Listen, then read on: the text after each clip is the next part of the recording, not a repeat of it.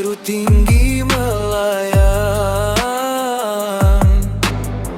sayap lembut bersinar gemilang. Bukan dunia asalmu bermula, dari kayangan datang membawa cahaya.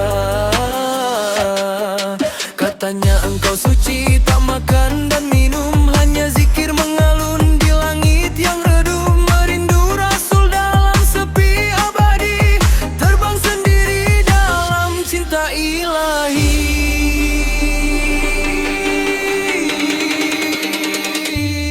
Oh burung cenderawasih kayangan, turun ke bumi penuh kerinduan, singgah di rumah para wali Tuhan, hanya seketika di dunia pinjaman.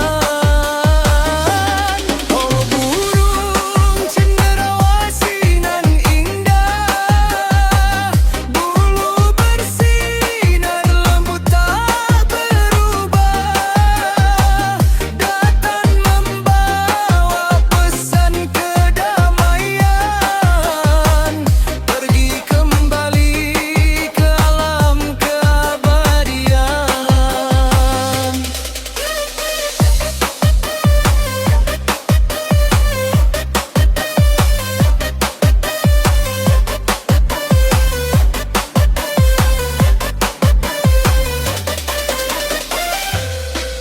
Katanya jasadmu tak seperti biasa,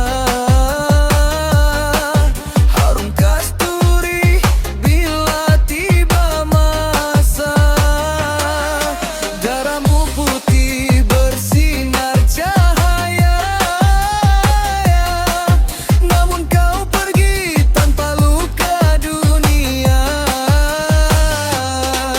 Hanya 14 hari di bumi fana, namun jejakmu kekal selamanya. Tiada busuk, tiada nista, engkau pulang penuh rahsia.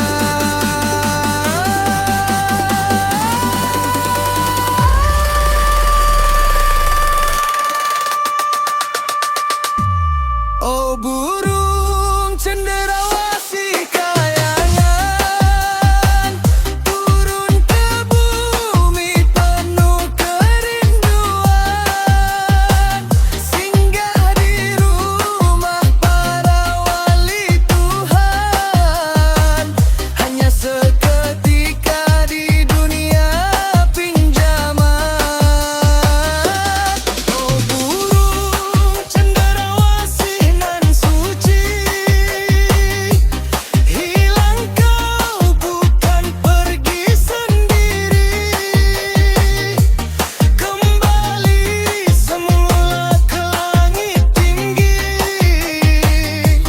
dalam damai yang abadi. Jika benar kau utusan cahaya, ajarkan kami erti cinta, agar kami juga pulang akhirnya ke pangkuan